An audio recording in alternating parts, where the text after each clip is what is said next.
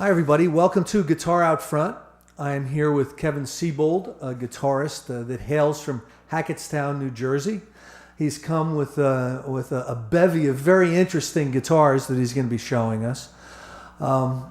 Kevin, what are you doing right now musically? I know that you're teaching and everything, but can you tell us a little bit about what some of the musical things you're involved with today? Oh, well, my day consists of getting up very early in the morning and then wanting to go back to sleep.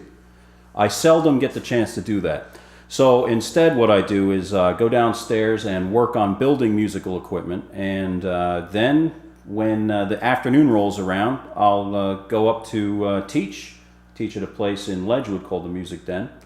And after I'm done teaching, which is generally around 9 at night, I'll run out possibly to a gig and gig till probably 2, 3 in the morning, get up and do it all over again. Okay, that sounds very interesting. I also would like to sleep all day long, but can't do it because I actually work. You've got some really, really interesting instruments here. I especially like the one that's behind us here. Would you play something on that for us? Most certainly. This instrument here is the 12-string touch guitar, and the touch guitar is played using a technique that involves only tapping the strings. There's no strumming or plucking involved, and the instrument contains both the notes of the bass range and also that of the treble range or the guitar range as well. So this instrument here having 12 strings, 5 in the bass range, 7 in the guitar range, and I'm going to play a little bit for you. Now this is a guitar that you built yourself, correct? Yeah, as a matter of fact, one of those days that I would get up early in the morning and work on stuff before I went to go to work and before I went to my other work. Yeah, this is one of the instruments that I made downstairs in my basement shop. And those instruments that I create in the shop, it's actually, you can log on a website if you are up late at night and you want to really research it. It's www.crappyguitars.com. Crappy guitars, correct. Right. And what type of wood is used in the manufacture of such an instrument? Well, in this particular case, this is very much like the ice cream. It's maple walnut. The lighter streaks are maple, and it happens to be recycled maple that I pulled out of a dumpster. Somebody was throwing out perfectly good maple flooring, and I honed it down, made it look all nice. And then the darker streaks are walnut, which I got from a local hardware store. And as well, the fretboard is also walnut. So that's the sum total of the woods on this particular instrument. It almost looks like you would tune this like a piano or something. Well, yeah, this pin block down here permits me to have a headless instrument. The instrument would be approximately 7 inches longer than what you see here if it had to have tuning pegs. But I was able to keep the instrument of a shorter length by putting a pin block at the base. That is very, very interesting. Well, enough of all this. Let's hear some music. Sounds like a good plan.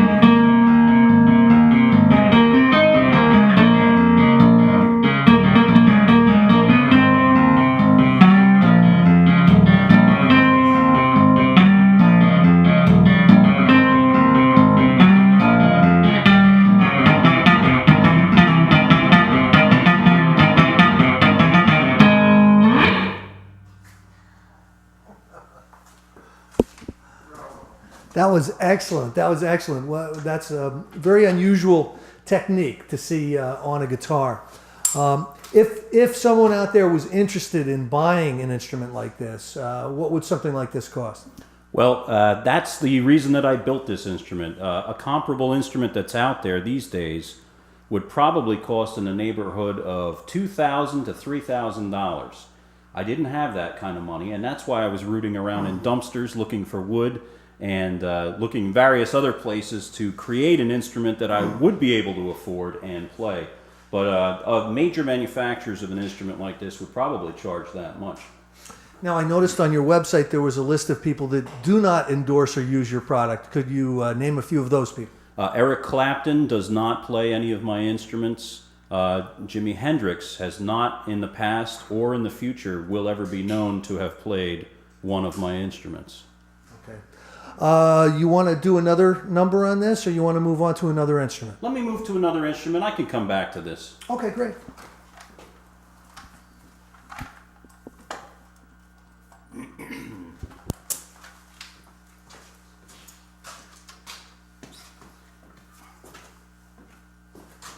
Let's see if this works. You can edit that out. Yeah, can't you? sure, absolutely.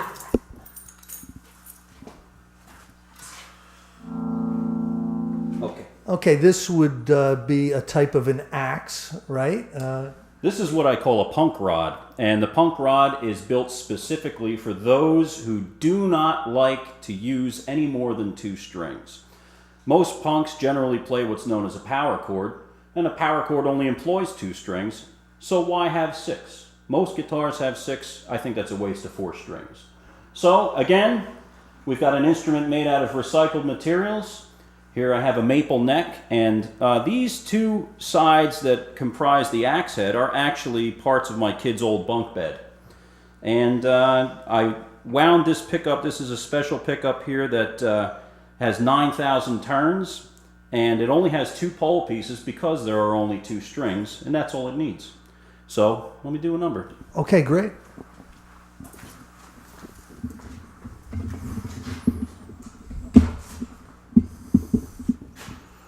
This is those times when I say, is this thing on? Is this thing on?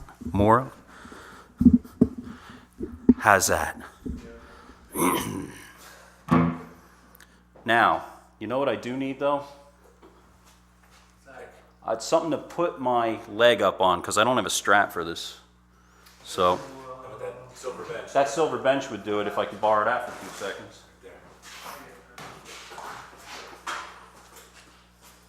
Thanks. You guys are the bomb. We got it all going on. What's that? Right on. Woo. A little high? Yoo-hoo. That's fine. Hope I don't split my pants. Oh, maybe I do want to split my pants. I don't know. All right. The volume on this is a little hotter than the other one, so.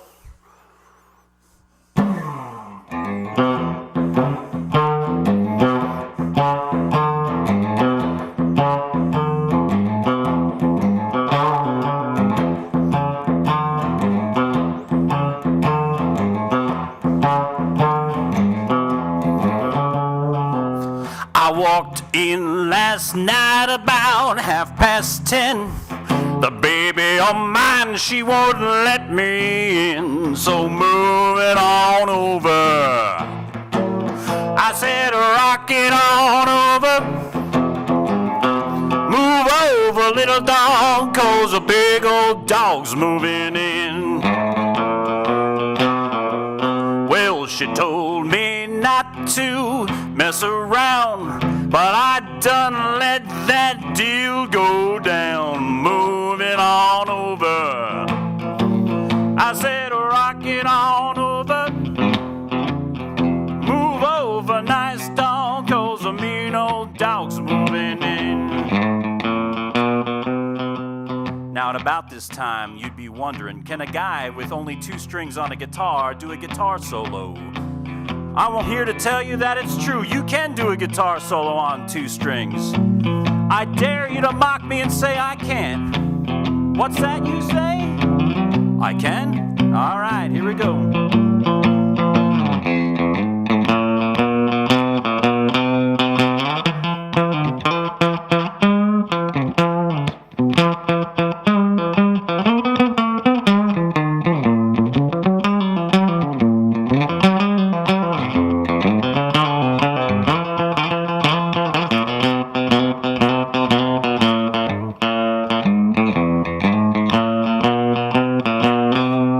She threw me out just as pretty as you please.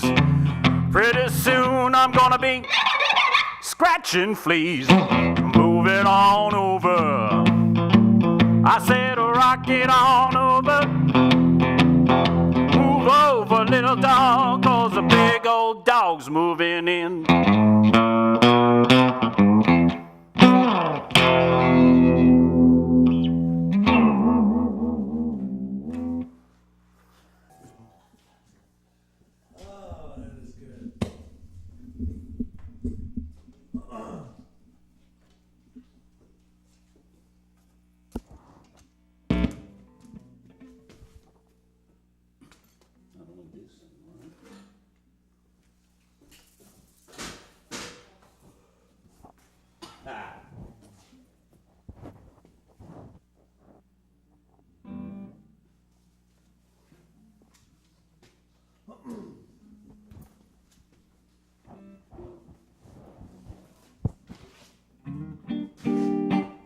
You ready? Okay, that was excellent, Kevin. I really enjoyed that. Poking around on your website, I noticed that there's no customer support for your instruments. Can you talk a little bit about that?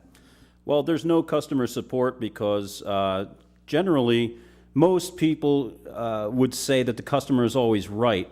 It's my estimation that the customer is seldom right. But I do manage to get some customers, and they're generally satisfied with the product. If you read the disclaimer that's at the beginning of the website, everybody would probably seem to understand why there is no customer support. And so you can check that out on the website. It is a very enjoyable website. Tell us a little bit about this guitar. Well, this instrument is a real Frankenstein. It's the combination of a bunch of guitars that friends gave me that were all butchered up, and so I decided to make one guitar out of many. The tuning pegs are Fender. The neck of the instrument is an Epiphone. The body of the instrument is a Dean. The pickup is from a Gibson. The bridge is from a 1960s Japanese guitar. The bridge I made out of some metal I got from Home Depot, and the pickguard is made from the ABS plastic of the back of an old television set. So that pretty much says it. And I think I stole the strap. Ooh, be careful. Okay, well, I'm anticipating some pyrotechnics on this guitar, because this just looks like a phenomenal instrument, although it might have been cobbled together from various different artifacts. I just have a feeling that you're going to play something spectacular here for us, so I hope you don't disappoint us. I will try.